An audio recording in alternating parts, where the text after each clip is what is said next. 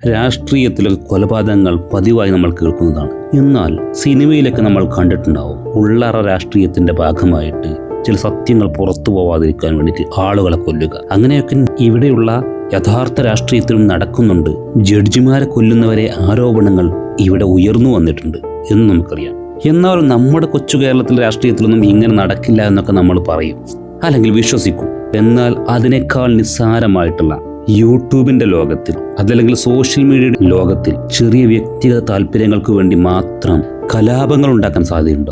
നിങ്ങൾ ഈ അടുത്ത് കേട്ടിട്ടുണ്ടാവും തൊപ്പി എന്ന് പറയുന്ന ഫെയിമും അതിനപ്പുറത്ത് ഷാജഹാൻ എന്ന് പറയുന്ന മറ്റൊരു വളർന്നു വരാൻ ആഗ്രഹിക്കുന്ന സോഷ്യൽ മീഡിയ ഇൻഫ്ലുവൻസറും തമ്മിൽ വലിയ പ്രശ്നങ്ങൾ നടക്കുന്നു.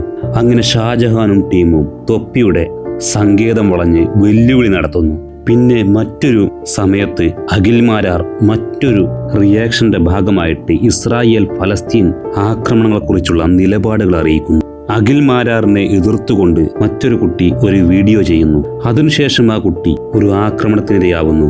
ഫലസ്തീൻ അനുകൂലിച്ചതുകൊണ്ട് അഖിൽമാരാറിന്റെ ആളുകൾ വന്നു ആക്രമിച്ചു എന്ന് പറയുന്നു. അവസാനം ഇതെല്ലാം സ്ക്രിപ്റ്റഡ് ആയിരുന്നു. അഖിൽമാരാറിന്റെ പ്രതികരണമൊഴിച്ച് ബാക്കിയെല്ലാം സോഷ്യൽ മീഡിയയിൽ നിറഞ്ഞാടുന്നതിന് വേണ്ടി ഉണ്ടാക്കിയുള്ള നാടകങ്ങളായിരുന്നു. സ്പർദ്ധയും വിദ്വേഷവും വളർത്തിക്കൊണ്ട് സ്വന്തം ലാഭവും സ്വന്തം സ്ഥാനവും നിലനിർത്തുവാൻ വേണ്ടിയിട്ട് സോഷ്യൽ മീഡിയ ഇൻഫ്ലുവൻസർമാർ എന്ന് പറയുന്ന ചില പാഴ് ജന്മങ്ങൾ നമ്മുടെ കൊച്ചു കേരളത്തെ അപകടത്തിലാക്കുവാൻ വേണ്ടി ശ്രമിച്ച വിവരം നിങ്ങളിൽ പലരും അറിഞ്ഞിട്ടുണ്ടാവും. ഈ ചെറിയ ചെറിയ സ്ഥാനങ്ങൾക്കും ചെറിയ ചെറിയ ഫെയിമുകൾക്കും വേണ്ടിയിട്ട് ഇത്ര വലിയ പ്രശ്നങ്ങളും കോലാഹലങ്ങളും ഇവിടെ നടക്കുമ്പോൾ നമ്മുടെ എല്ലാം മനസ്സിലൂടെ പോയ ഒരു കാര്യം, ഇതൊക്കെ സ്ക്രിപ്റ്റഡ് ആയിരുന്നു എന്നുണ്ടെങ്കിൽ രാഷ്ട്രീയത്തിൽ നടക്കുന്ന, അധോലോകത്തിൽ നടക്കുന്ന എത്രയോ സ്ക്രിപ്റ്റഡ് സത്യങ്ങൾ നമ്മൾ വിശ്വസിച്ചിട്ടുണ്ടാവും. ഒരിക്കലും സംശയത്തിന്റെ ആനുകൂല്യം തരാത്ത, സത്യമാണോ എന്ന് സംശയിക്കുവാൻ പോലും ഇടവരാത്ത എത്രയോ അസത്യങ്ങൾ നമ്മുടെ സംവിധാനങ്ങൾ നമുക്ക് മുമ്പിൽ നിരത്തിയിട്ടുണ്ടാവും.